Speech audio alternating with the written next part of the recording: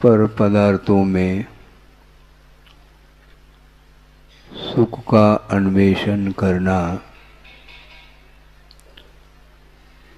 उस प्रकार का कार्य माना जाता है कि जिस प्रकार रेत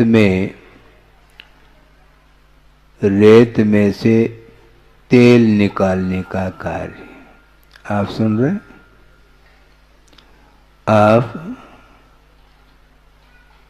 तेल निकालते हैं, मूंगफली का भी तेल निकलता है, तिली का भी तेल निकलता है, सरसों का भी तेल निकलता है और बहुत सारे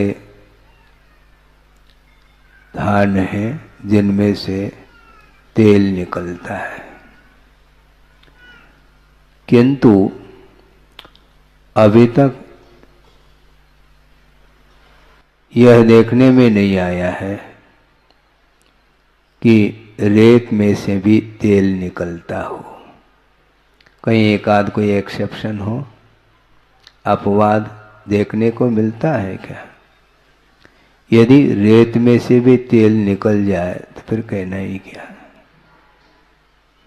लेकिन जिस प्रकार रेत में से तेल निकल नहीं सकता, कितना भी प्रयास कर लो, घानी में पेल दो, लेकिन वह रेत पिल नहीं सकेगा। उसी प्रकार आगमकारों का ये कहना है, पर पदार्थों में सुख का अन्वेषण करता आया संसारी प्राणी ने, उसको ये भान नहीं है, उसे ये बोध नहीं है कि सुख किसमें से उत्पन्न हो सकता है।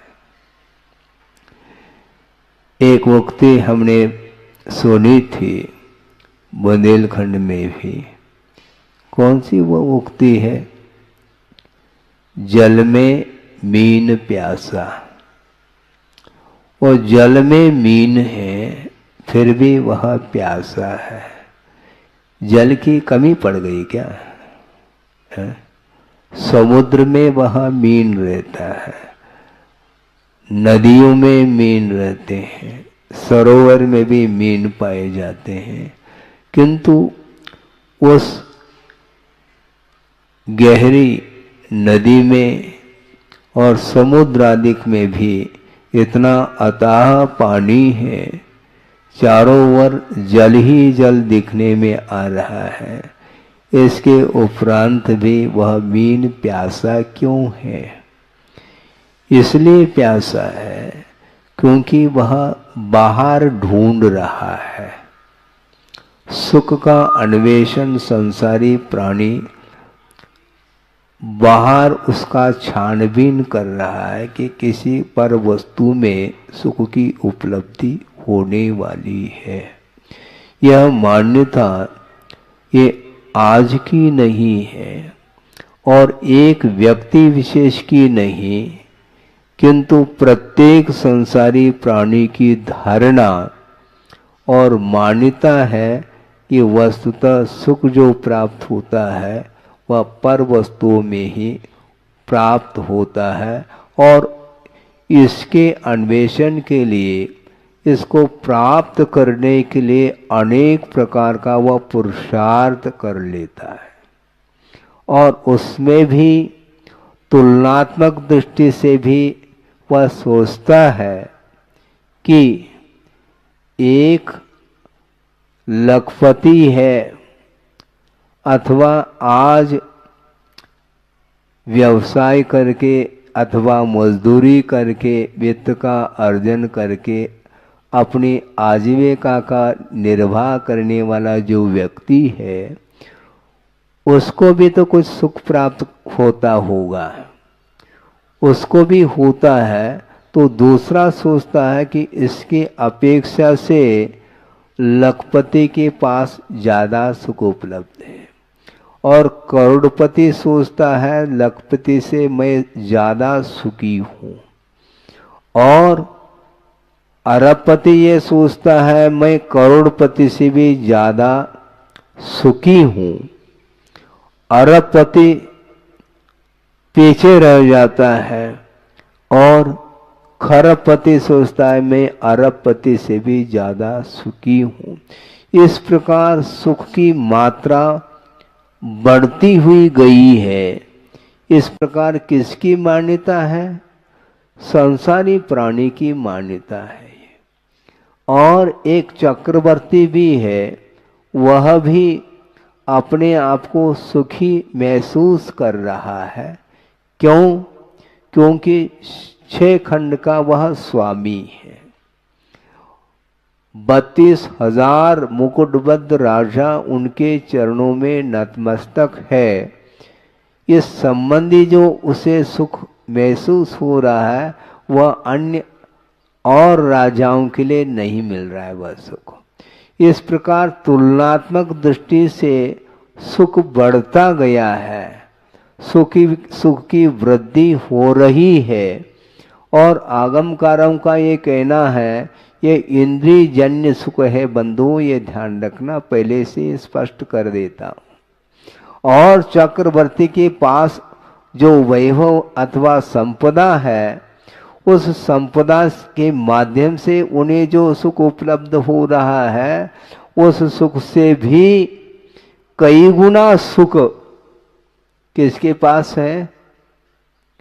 भोग भूमि जो मनुष्य है, जो जगन्य भोग भूमि में पैदा हुए जो मनुष्य हैं, जहाँ पर एक पल्ली की आयु है और वहाँ पर कितना? एक दिन छोड़ करके कवलहार लिया जाता है। क्यों? एक ही दिन है ना। हाँ, एक दिन के अंतराल से वह भोजन करता है। हर बहेरा और आंवला के समान उनका भोजन होता है। अब सोचो, चक्रवर्ती की संपदा फीकी पड़ गई। चक्रवर्ती का जो सुख है वह कमजोर सिद्ध हो गया है। उससे अधिक सुखवान कौन सिद्ध हुआ? जगन्य भोग भूमि का वह मनुष्य। उससे भी अधिक मात्रा में सुख उपलब्ध हो रहा है मध्यम भूभूमि के मनुष्यों के लिए। उससे भी अधिक मात्रा में सुख उत्तम भोग भूमि के जो मनुष्य हैं उन्हें उपलब्ध हो रहा है। अब समाप्त हुआ है क्या? सुख की मात्रा और बढ़ रही? हाँ, बढ़ेगी और बढ़ेगी।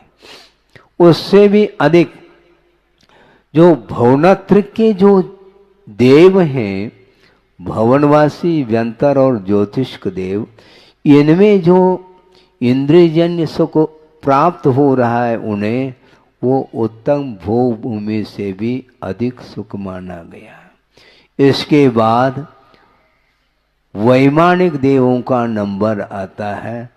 उसमें प्रथम स्वर्ग संबंधी, द्वितीय, तृतीय, चतुर्थ, इस प्रकार करते करते करते 16 स्वर्ग तक पहुंच जाओ। इसके उपरांत 9 ग्रैविक और हैं। उसमें प्रत्येक ग्रैविक संबंधी जो सुख है अहमिंद्रों को जो प्राप्त हो रहा है, वह ऊपरी ऊपरी ऊपर ऊपर ऊपर सुख की मात्रा बढ़ती ही जा रही है। और 9 ग्रैविक में 31 सागर की जहाँ पर आयु है, वहाँ के अहमिंद्रों को जो सुख उत्पन्न हो रहा है वह निचले निचले देवों की अपेक्षा से अत्यधिक मात्रा में सुख है। इसके बाद 9 अनुदिशों का नंबर आता है।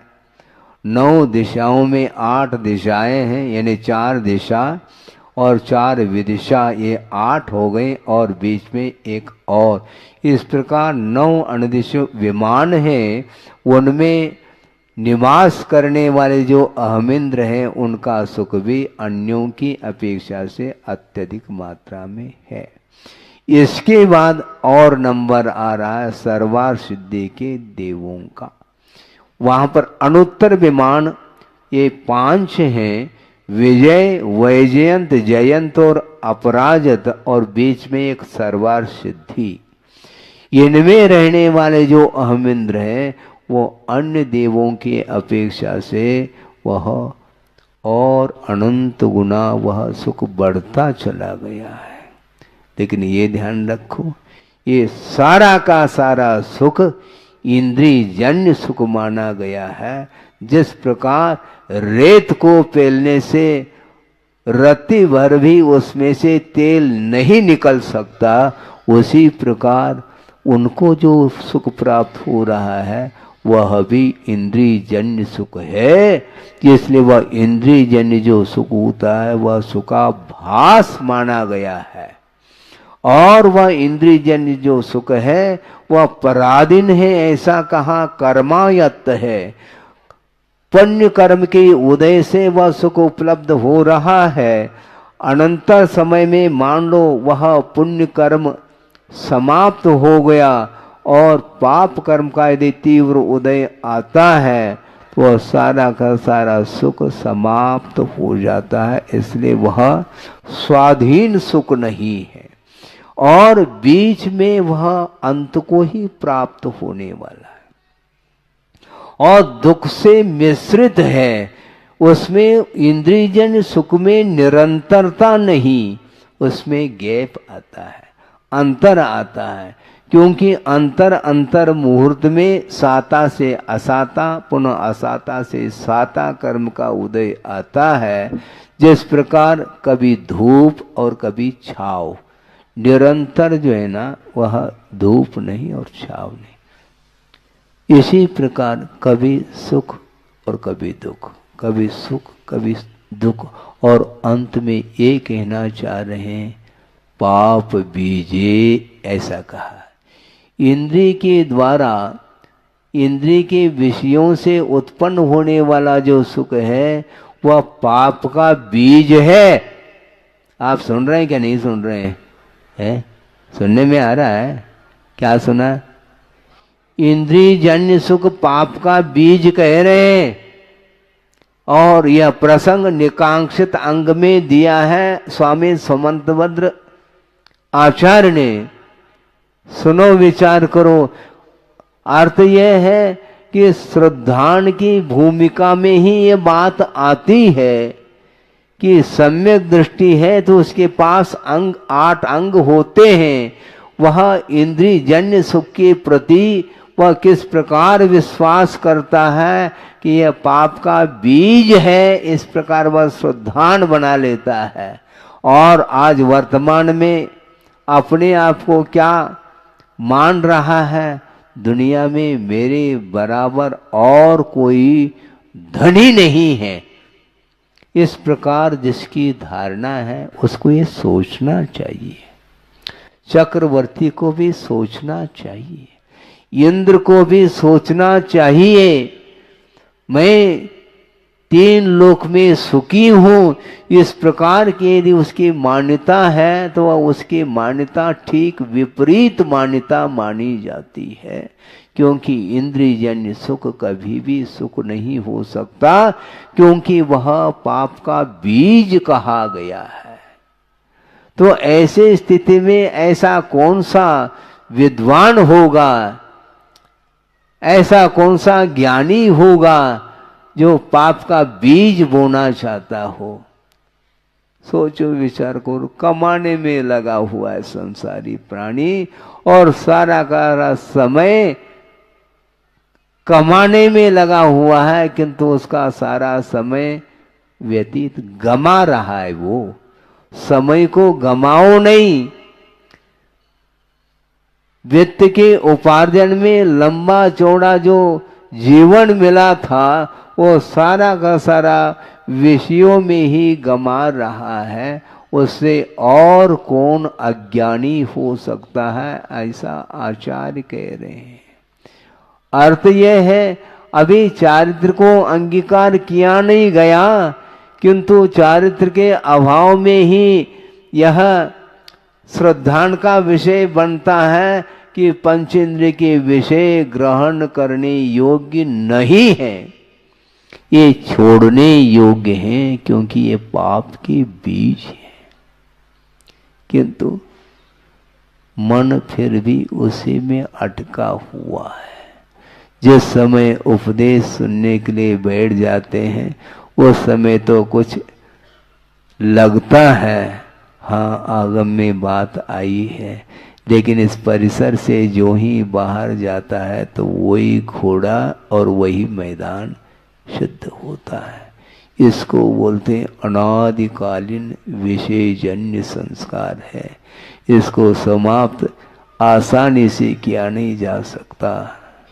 वंस मोर कह रहा है, जबकि इंद्रियजन्य सुख तृप्ति को उत्पन्न करने वाला नहीं है, तृप्तिजनक नहीं है, इसके उपरांत भी उसकी मान्यता छूट नहीं रही है। पर वस्तु में सुख ढूंढने के लिए वह निरंतर तत्पर है, किंतु जल में बीन प्यासा, वह पर में ढूंढ रहा है। जबकि उस जल में जलपान कर लें तो प्यास बुझ सकती है, किंतु पर में सुख को ढूंढ रहा है ना। आत्मिक सुख को प्राप्त करना चाहो तो वह आत्मिक सुख कभी भी पर में भूल जाओ, कभी भी नहीं मिल सकता, न भूतो न भविष्यति। इसके बाद भी और आचार प्रणीत ये विषय है, वाणी है, ये जिनवाणी है, किंतु जिनवाणी के प्रति भी श्रद्धान करना बहुत कठिन हो रहा है। कम से कम श्रद्धान तो करो, और श्रद्धान करने वाला व्यक्ति फिर कमाने में अपने जीवन को व्यर्थ नहीं गमाएगा। जितना आवश्यक है उतना ले लो, है? किंतु पल की खबर नहीं, सामान 100 साल का ये हो रहा है। कभी भी जीवन अंत को प्राप्त हो सकता है। जिस प्रकार जल है और जल में बुलबुले उठ रहे हैं, जानते हैं उसका जीवन कितना है उस बुलबुले का। एक क्षण में किसी भी पल में वहां फूट सकता है, और उस बुलबुले को देख करके छोटे छोटे बच्चे आनंद का अनुभव करते हैं, और आप लोग हंसते रहते हैं। देखो बच्चे की देखो स्थिति कैसे, बच्चा नादान है, वह समझ नहीं रहा, बुलबुले के साथ भी खेलना चाह रहा है, और आप भी तो बुलबुले के साथ खेल रहे हो। आपका जीवन भी बुलबुले के समान है, इसके उपरांत भी उसकी ओर दृष्टि नहीं जा पा रही। किसी भी पल में जीवन का अंत हो सकता है, उसको कोई रोकने वाला नहीं। यथा बालम तथा वृद्धम, यथा बालम तथा वृद्धम, यथाढ़यम दुर्विधम तथा, यथा शूरम तथा भीरुम सामेन ग्रसतेन्त कह। अंतक बोलते हैं मृत्यु, यम, काल, वह समान रूप से ग्रस लेता है। किसको किसको ग्रस लेता है? यथा बालम, बालक हो तो भी, वृद्ध हो तो भी, धनवान हो तो भी, निर्धनी हो तो भी, शूरवीर हो, हाँ रहो तुम अपनी जगह, आ जाओ, और डरपोक हो तुम डरो या कुछ भी करो, तुम रोवो चिल्लाओ, कोई भी टस से मस नहीं होता, वह मृत्यु ग्रस लेता है। यदि मृत्यु से बचना चाहो तो अपने को इस संसार से ऊपर उठने का पुरुषार्थ करना चाहो। शूरवीरता का मद आ जाता है? बल मद आता है ना, हाँ बल मद, शारीरिक बल है, कोटि बट, हाँ रहो।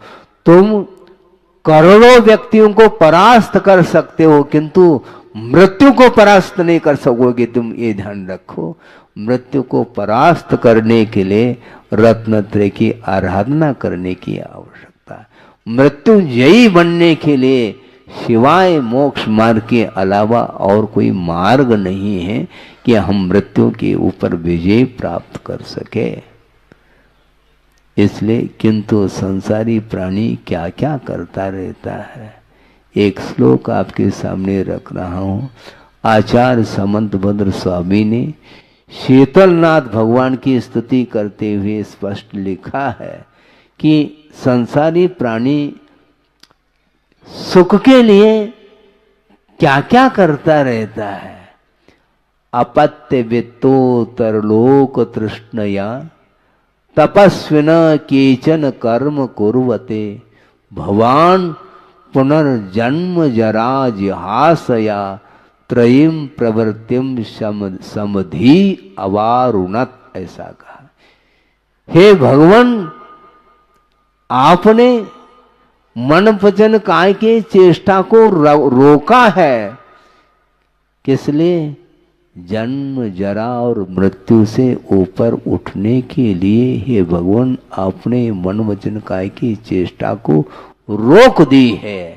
किंतु संसारी प्राणी भी तप करता है। संसारी प्राणी के तप में और आपके तप में हे भगवान जमीन आसमान का फर्क देखने में आ रहा है। क्या है? अपत्य वित्तोत्तरलोक तृष्णया केचन कर्म कुर्वते। तपस्वी, कुछ ऐसे तपस्वी हैं संसार में, तप करते हैं, किंतु किस लिए करते हैं?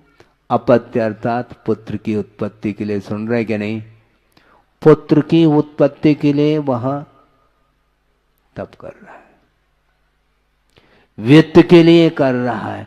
उत्तर लोक तृष्णया यानी भावी आगामी भव में मुझे इस प्रकार की संपदा प्राप्त हो, इस तृष्णा को लेकर के वह तप कर रहा है। इसलिए उसका तप कुतप माना जाता है, वह उत्तम तप के कोटि में नहीं आ सकता।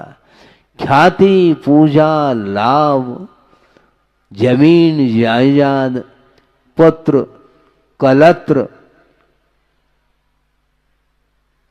ये सारे के सारे जो भोग्य सामग्री हैं, जिनके माध्यम से सांसारिक सुख की उत्पत्ति होती है, उसको प्राप्त करने के लिए अनेक प्रकार का तप करता है संसारी प्राणी। किंतु हे भगवान शीतलनाथ भगवान, आपने जो तप किया है वह किसके लिए है? जन्म जरा मृत्यु के क्षय करने के लिए हे भगवान आपने तप किया है, तप को अंगीकार किया है। इसको बोलते हैं तप। इस तप के माध्यम से जो सुख की उपलब्धि होगी वह इंद्रियातीत अनंत सुख की उत्पत्ति होती है। हाँ, सुख की तुलना करते करते आपके सामने कहाँ तक ले गए हमने? सर्वा सिद्धि के अहमिंद्र का सुख उसके नीचे वालों के सुख की अपेक्षा से अत्यधिक मात्रा में सुख है। और उससे भी सुख किसको मिलता है? सुनो, जल्दी नहीं करो। उससे भी अधिक सुख श्रमण पर्याय में, श्रमण पद को जो अंगीकार किया है, अहमिंद्र के नाहि कहो, अहमिंद्र के लिए भी वह सुख संभव नहीं है। 33 सागर तक निरंतर वह सुख में डूबने वाला अहमिंद्र है। उससे भी अनंत गुना सुख एक समय में वह रत्नत्र की आराधना के फलस्वरूप सुख का अनुभव करता है। और सिद्धों का सुख कैसा है? अतीत अनागत पर्याय में मनुष्य गति संबंधी और देवगति संबंधी जो सुख उपलब्ध होता है, उससे भी अनंत गुना एक समय में सुख उपलब्ध होता है और सिद्धों का सुख माना जाता है। हाँ, ये तुलनात्मक अध्ययन है। जिसको आप सुख मान रहे हो, 5 इंद्रियों से उत्पन्न होने वाला वह सुख कभी भी शांति के लिए कारण नहीं हो सकता, क्योंकि वह का बीज है और संसार के लिए कारण सिद्ध हो रहा है। इसलिए संसार का विच्छेद करना चाहो, क्या संसार में रहना चाहो, मुझे बोलो। विच्छेद करना चाहो, लेकिन पाप का बीज है, कहा जा रहा है पाप का बीज बो नहीं। फिर संसार का अंत जो करना चाहता है वह कभी भी पाप का बीज नहीं बो सकता है। और पंचेंद्र के विषयों में लीन होने वाला व्यक्ति कभी भी ऊपर नहीं उठ सकता, वह पाप का बीज और बोता चला जा रहा है। क्या करना चाहो, 9:30 बज गए हैं, लगभग आध घंटा आपका हो गया। सुख मिला है?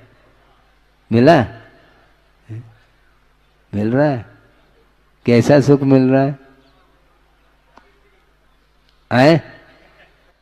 अतीन्द्रिय सुख यहां नहीं मिल सकता, ध्यान रखो।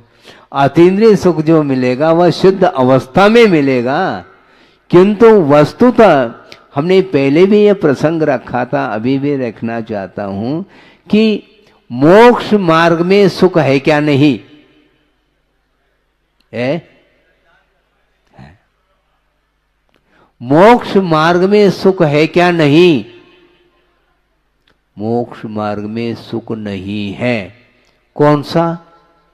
इंद्रिय सुख है नहीं, और मोक्ष का सुख भी नहीं।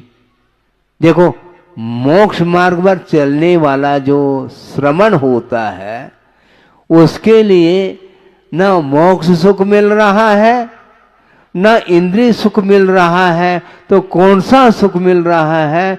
तो आस्थागत सुख मिल रहा है। आस्था संबंधी जो सुख है वह काष्ठागत जो सुख है उसके लिए कारण है, ऐसा आचार्यों का कहना है। यानी सुख की पराकाष्ठा, अंतिम सुख, उस सुख के साथ किसी की तुलना नहीं की जा सकती। ऐसा सुख शुद्धों में उत्पन्न होता है।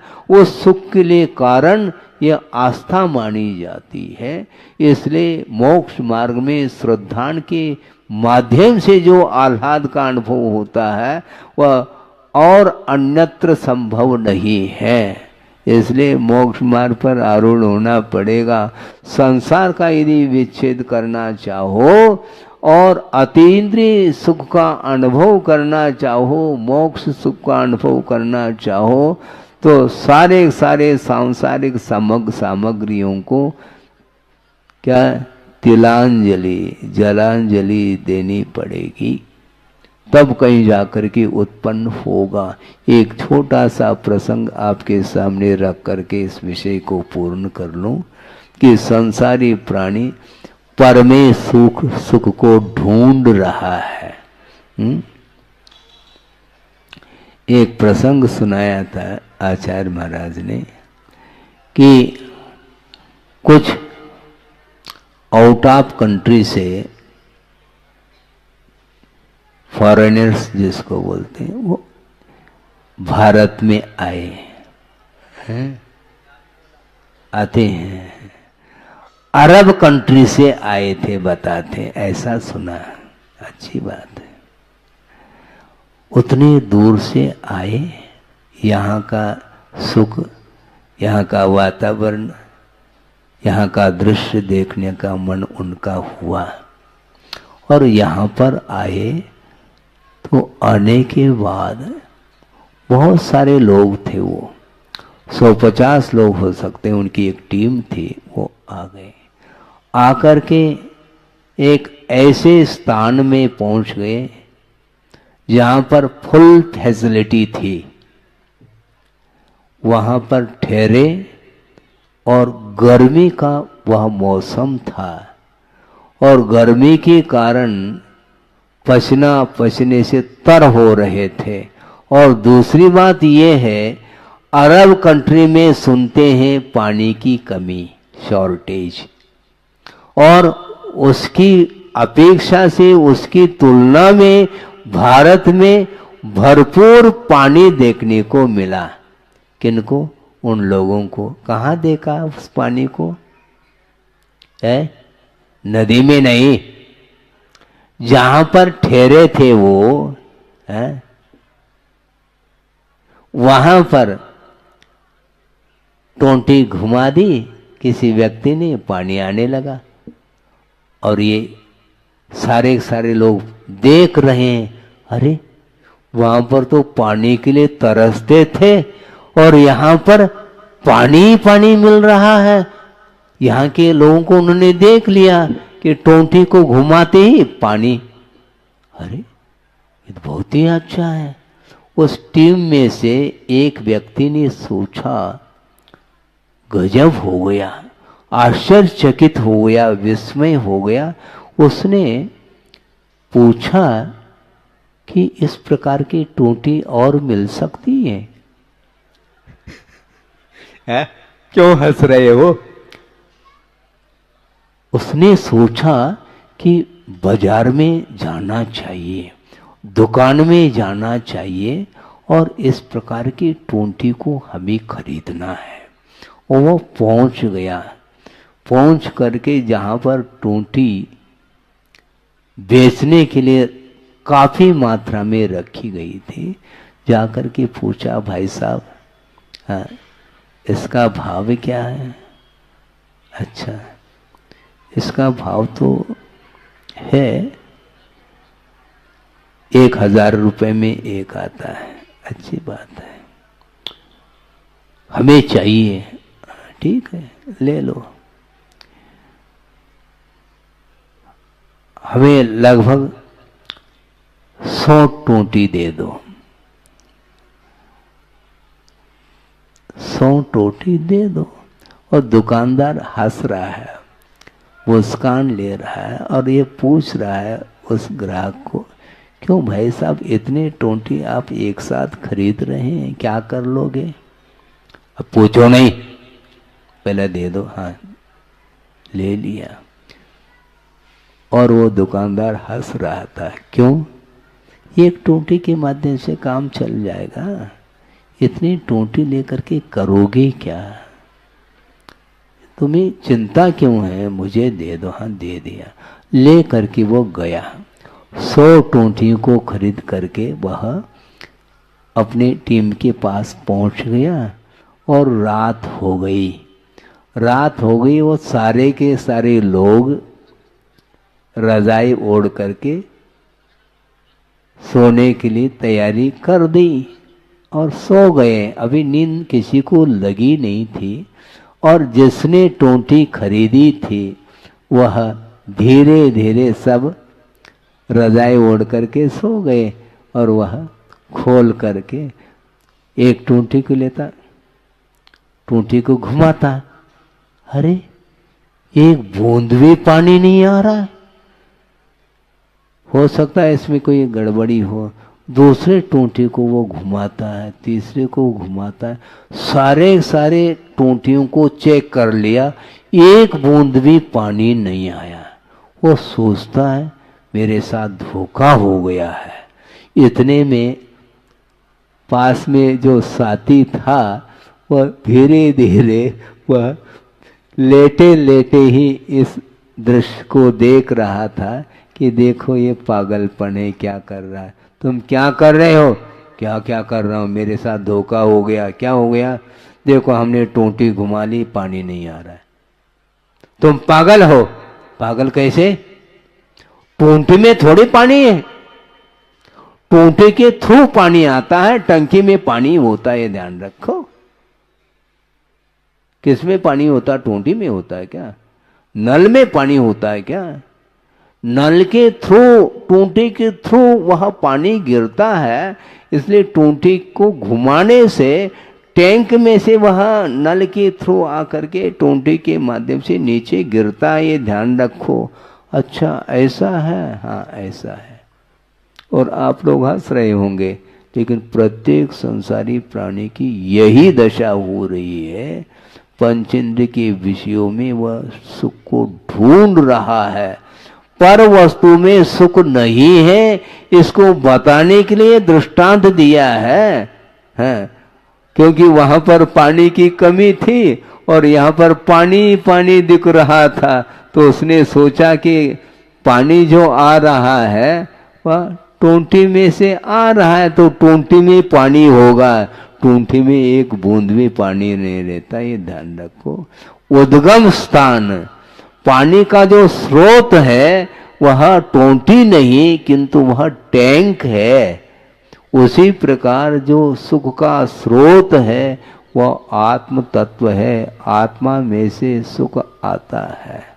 पर वस्तुओं में सुख ढूंढ रहा है, किंतु सुखाभास होने की उपरांत भी अभी भी उसको बात समझ में नहीं आती, और सुबह से लेकर के शाम तक वह दुकान खोल करके बैठा है, और बेटा आया है, सुबह शाम जो है वह दुकान को खोल करके बैठा है, और बेटा आया है टिफिन ले करके, पिताजी क्या टिफिन रखो, नहीं टाइम हो गया है, टाइम होने दो, अभी तो ग्राहक के ऊपर ग्राहक आ रहे हैं, ग्राहक के ऊपर अर्थात चढ़ कर के आ रहे हैं क्या, ग्राहक के ऊपर ग्राहक आ, तो लाइन लगी है, इसलिए मुझे फुर्सत नहीं, अभी मुझे भूख नहीं लगी, भूख शांत हो रही है। जबकि भोजन एक ग्रास भी नहीं लिया फिर भी शांति मिल रही है। इसी को बोलते हैं आस्था। किसमें? वित्त में आस्था, सुख की आस्था होने के कारण वह रात दिन कमाने में लगा हुआ है। यह संसार की रीत है, किंतु अच्छे अच्छे व्यक्ति भी इसमें उलझे हुए हैं और अपने आप को श्रीमान मानते हैं, किंतु चक्रवर्ती को भी श्रीमान नहीं कहना चाह रहे। ये ध्यान रखो, वस्तुतः श्रीमान कौन होता है? श्री का अर्थ लक्ष्मी हुआ करता है, किंतु वह लक्ष्मी, अंतरंग लक्ष्मी ही वस्तुतः सुख प्रदान कराने वाली है। अनंत ज्ञान, अनंत सुख, अनंत दर्शन, अनंत वीर, ये सारे अनंत ज्ञानादि जो अनंत गुणों से जो संपन्न होता है वह शुद्ध अवस्था मानी जाती है। उस मुक्त आत्मा के लिए ही वह सुख मिलता है। अन्यत्र तीन लोक में तुम ढूंढते रहो, सुख मिलने वाला नहीं। इस प्रकार गाढ़ श्रद्धा जिसके अंदर होता है वही व्यक्ति पंचेंद्रिय के विषयों को जहर मान करके उसको छोड़ने का पुरुषार्थ करता है। जो और वंस मोर कहने वाला व्यक्ति कभी भी पंचेंद्रिय के विषयों को जहर के समान नहीं मानता, किंतु उसको अमृत के समान मान करके उसको पीता रहता है। इसलिए उसका परिभ्रमण रोक नहीं सकता, उसका अधपतन होता है, दुर्गति के लिए कारण है। इस प्रकार आगम में स्पष्ट शब्दों में लिखा हुआ है।